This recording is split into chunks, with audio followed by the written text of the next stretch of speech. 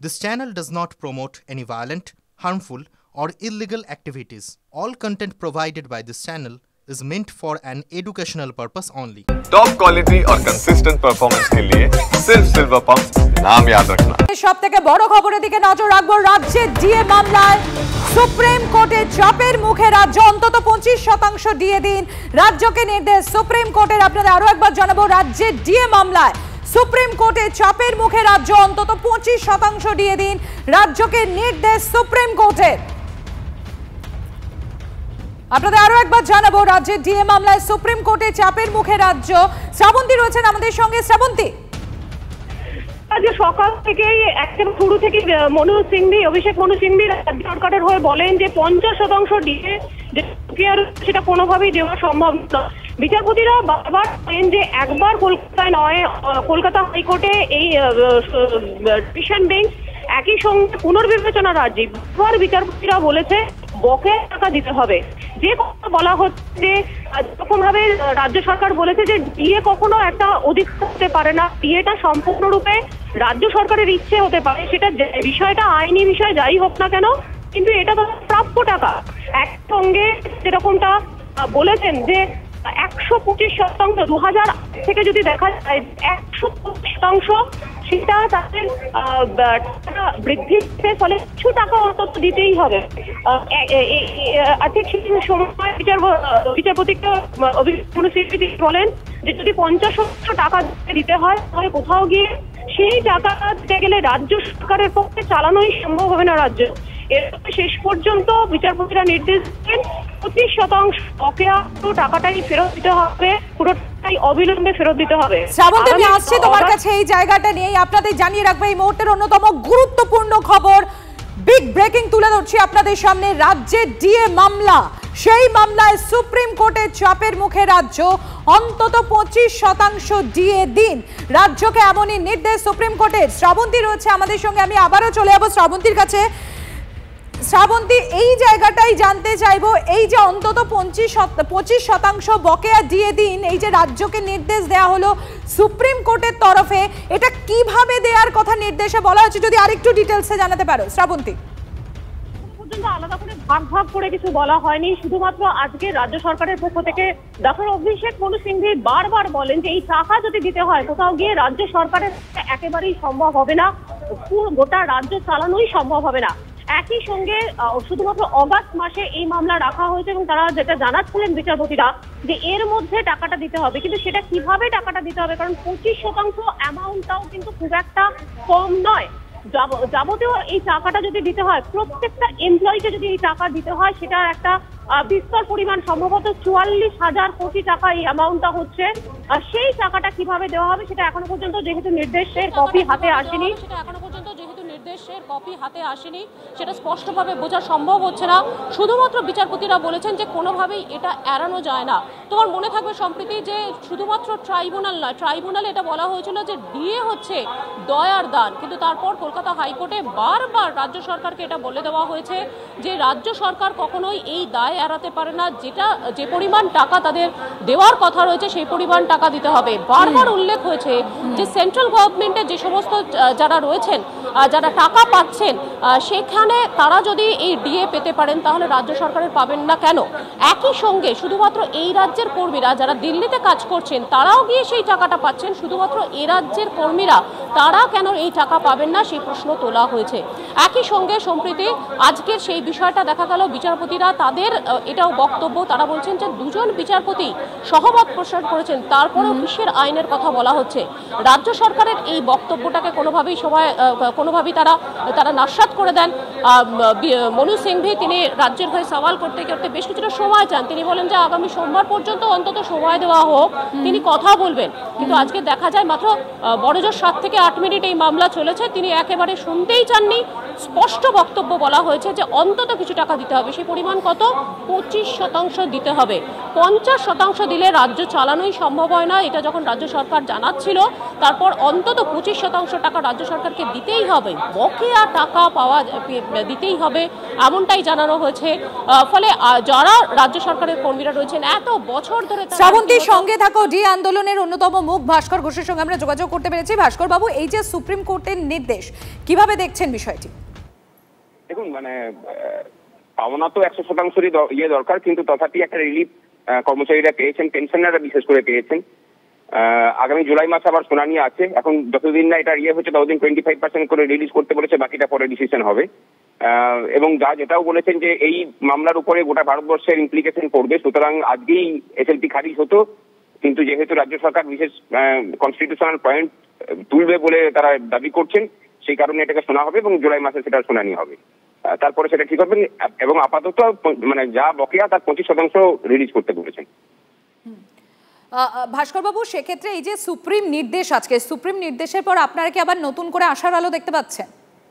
অবশ্যই এই মামলায় জয় হবে। রাজ্য সরকার কোনো অচিরেই আর এই করতে পারবে না, আটকে রাখতে পারবে না।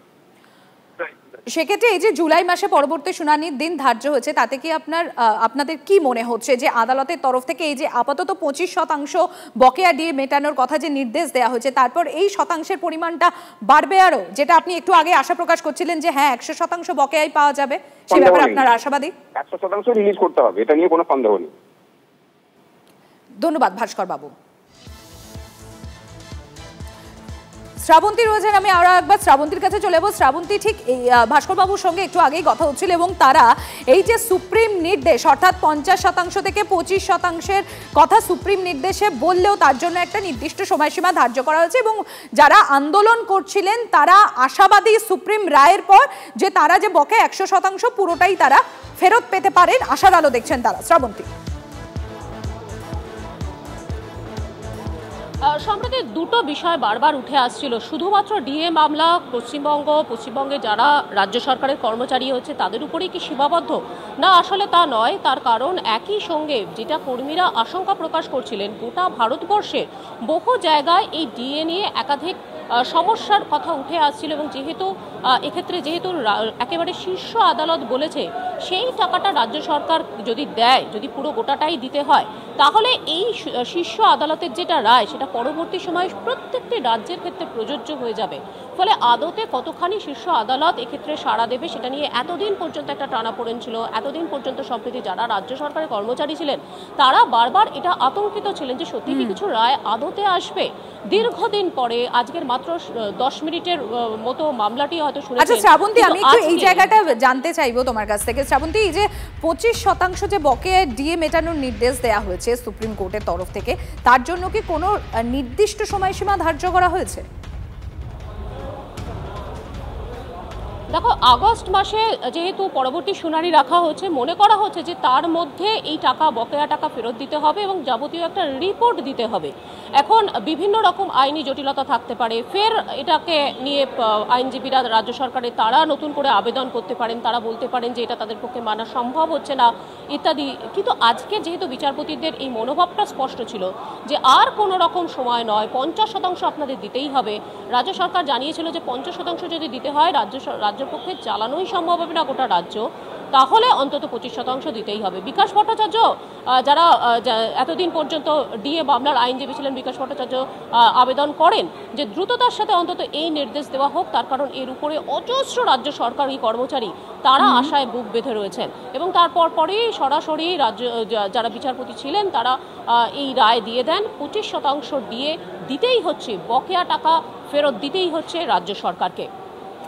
শ্রাবন্তী, তুমি আমাদের সঙ্গে থাকো। আপনাদের জানিয়ে রাখে এই মুহূর্তের বড় খবর, রাজ্যের ডিএ মামলায় সুপ্রিম কোর্টের চাপের মুখে রাজ্য অন্তত 25% ডিএ দিন, এমনই রাজ্যকে নির্দেশ সুপ্রিম কোর্টের। শুনানিতে প্রথমে 50% বকেয়া ডিএ মেটাতে বলে সুপ্রিম কোর্ট। এত টাকা দেওয়া সম্ভব নয় জানিয়ে দেওয়া হয় রাজ্যের তরফ থেকে। সোমবার পর্যন্ত সময় চেয়েছিল রাজ্য, সেই সময় দেয়নি শীর্ষ আদালত। আর সময় নয়, বকেয়া ডিএর অন্তত 25% দিতে হবে জানিয়ে দেয় সুপ্রিম কোর্ট এবং পরবর্তী শুনানি অগাস্ট মাসে হতে চলেছে পরবর্তী শুনানি।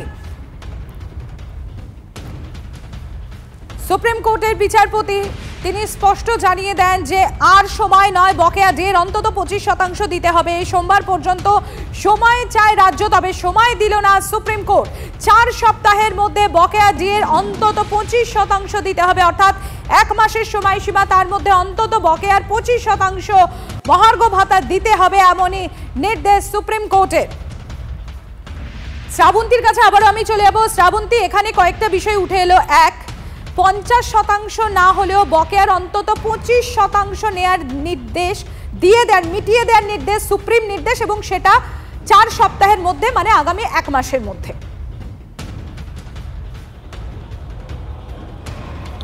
একদমই, এবং অগাস্টের মধ্যে যেহেতু এই মামলার পরবর্তী শুনানি স্থির হয়েছে অগাস্টে, সেক্ষেত্রে যাবতীয় টাকা যেটা দেওয়া হচ্ছে সেটা আদতে কি দেওয়া হচ্ছে সেই অনুসারে একটা রিপোর্টও দাখিল করতে হবে সুপ্রিম কোর্টকে, এবং সেক্ষেত্রে ধরে নেওয়া হচ্ছে অগাস্ট অবধি এই টাকা দেওয়া হবে।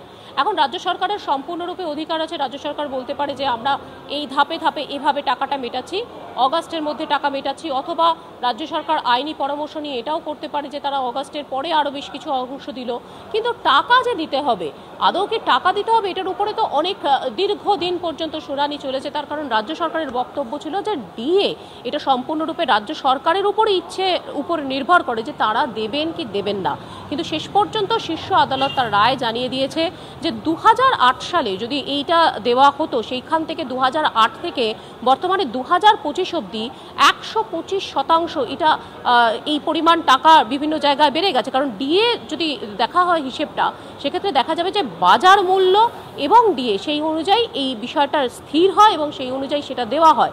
সেটা যদি মাঝখানে আটকে যায় তাহলে বাজার মূল্য ক্রমশ বেড়ে গেছে, কিন্তু ডিএ যারা সরকারি কর্মচারী ছিলেন, যাদেরকে একসময় প্রতিশ্রুতিবদ্ধ ছিল রাজ্য সরকার এই কোটা টাকাটা দিতে, তাহলে কোথাও গিয়ে সেটা ব্রেক করা হচ্ছে, সেটা ভাঙা হচ্ছে। আজকে মামলার সঙ্গে থাকো, আমি আসছি তোমার কাছে। আমরা ইতিমধ্যেই টেলিফোনে যোগাযোগ করতে পেরেছি, আইনজীবী শামীম আহমেদ রয়েছেন আমাদের সঙ্গে। শামীম সাহেব, এই জায়গাটাই একটু জানতে চাইবো, এই যে ইতিমধ্যে সুপ্রিম নির্দেশ যে আগামী 4 সপ্তাহের মধ্যে রাজ্যকে বকেয়া ডিএর 25% দিয়ে দিতে হবে, এটা রাজ্যের কত বড় ধাক্কা, আর তার পাশাপাশি এটা আন্দোলনকারীদের জন্য কত বড় নৈতিক জয় বলে আপনি মনে করছেন? দেখুন, প্রথমত হচ্ছে দ্রব্যমূল্য বৃদ্ধির সঙ্গে ডিএ সম্পর্ক আমরা সকলেই জানি যে কেন ডিএ আমরা এন্টাইটেল। এইটার জন্য এতদিন ধরে আদালতে ছুটতে হচ্ছে, এটাই সব থেকে বড় দুর্ভাগ্যজনক। আর এতদিন পরে যাই হোক আদালত যে নির্দেশ দিল, একরকম মুখের উপর থাপ্পড় দিল রাজ্য সরকারের যে আপনাকে এবার দিতেই হবে, যা এতদিন ধরে প্রাপ্য ছিল আমাদের। এটা কোনো দয়ার দান নয়, কোনো ভিক্ষা নয়, আমাদের প্রাপ্য, আমাদের এন্টাইটেলমেন্ট।